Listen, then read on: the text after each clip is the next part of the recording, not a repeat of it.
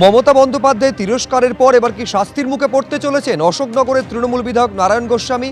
মঞ্চে উঠে গান গেয়ে অশালীন মন্তব্য করে বিতর্কে জড়ান নারায়ণ গোস্বামী। এখন পুরো বিষয়টা সামনে এসেছিল একটি ভিডিও ভাইরাল হওয়ার পর। এই ভিডিও সামনে আসার পরই বিধায়কের বিরুদ্ধে পদক্ষেপের নির্দেশ দেওয়া হয়। প্রয়োজনীয় পদক্ষেপ নিতে বলা হয়েছে জেলা কমিটিতে। দল এই ধরনের মন্তব্য অনুমোদন করে না বলছেন জয়প্রকাশ মজুমদার। কয়েকদিন আগে অশোকনগরের বিধায়ক এবং উত্তর 24 পরগনার জেলা পরিষদের সভাধিপতি শ্রী নারায়ণ গোস্বামী একটি অনুষ্ঠানের মঞ্চ থেকে যে অসৌজন্যমূলক কথা এবং আচরণ করেছেন তা দল কোনোভাবে অনুমোদন করে না। জেলা শৃঙ্খলা রক্ষা কমিটি এই বিষয়ে প্রয়োজনীয় পদক্ষেপ নেবে, কারণ তার আচরণ দলের ভাবমূর্তির সঙ্গে খাপ খায় না।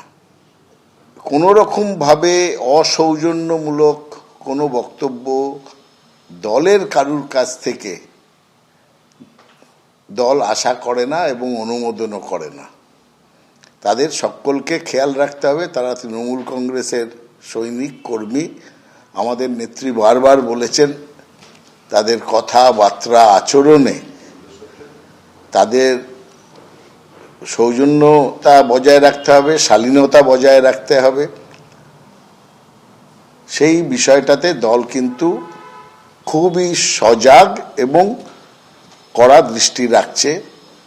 বাঁকুড়ায় তৃণমূলের প্রাথমিক শিক্ষা সেলে চেয়ারম্যানও বদল করা হয়েছে। কিছুক্ষণ আগে আপনাদের যে ছবি দেখাচ্ছিলাম যে তৃণমূলের শিক্ষা সেলে বদল করা হয়েছে, বাঁকুড়ার প্রাথমিক শিক্ষা সংসদের চেয়ারম্যানও বদল করা হয়েছে। বামপন্থীদের দাপট বেড়ে গেছিল, সেটাই কমানো হলো। প্রাক্তন মন্ত্রী শ্যামল সাঁতরা দায়িত্ব পেতে হুঙ্কার সাংসদের। যেদিন থেকে দায়িত্বে তখন থেকে শুনেছি সরানো হবে। সহযোগিতা করে অব্যাহতি দেওয়ার জন্য ধন্যবাদ। তৃণমূল সাংসদ অরূপ চক্রবর্তীকে খোঁচা বিদায়ী চেয়ারপারসনের। দল মনে করেছে যোগ্য নয় তাই সরিয়ে দিয়েছে, বলছেন বসুমিত্রা সিংহ পাণ্ডে। আজ গৌরবের দিন, তাড়াতে পেরেছি অলিখিত সিপিএমকে। প্রাথমিক শিক্ষা সংসদের চেয়ারপারসন বদলের পর পাল্টা কটাক্ষ তৃণমূল সাংসদের।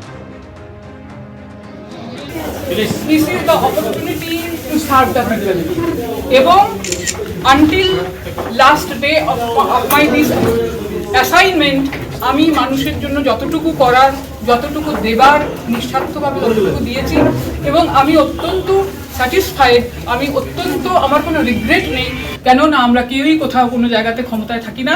আমার কাজ হচ্ছে I think this is a God gifted opportunity to serve people and I have done this successfully and this is my only satisfaction.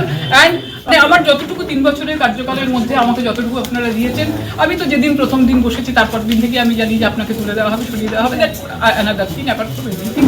কিন্তু আমি আমার সততার জোরে, আমি এটা একদম দাবি নিয়ে বলে যাচ্ছি, আমি সম্পূর্ণ সৎভাবে, সম্পূর্ণ নিজের প্রতি এবং সমাজের প্রতি দায়বদ্ধ থেকে সততার সঙ্গে আমার কাজ করেছি।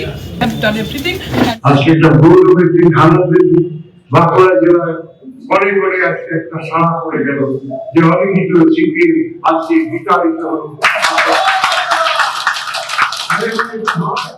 আমি বলবো সে মোবাইল পাঠাবে মমতা বন্দ্যোপাধ্যায়ের বিরুদ্ধে, আর স্ত্রী বসে যাবে তৃণমূলের দেওয়ার চেয়ারে। এখান থেকে রাষ্ট্রবর্ষ বাড়ির পরিবেশ তৈরি করে আর অবসর করবো। এটা আমাদের জয়, মমতা বন্দ্যোপাধ্যায়ের জয়, তৃণমূল কংগ্রেসের জয়, বাঁকুড়া জেলা জয়, যে আমরা আমাদের দলের আমরা এই সংস্থাকে কেন্দ্র করে সারা জেলা এবং ডিপিএসসির একটা প্রত্যাশা থাকে।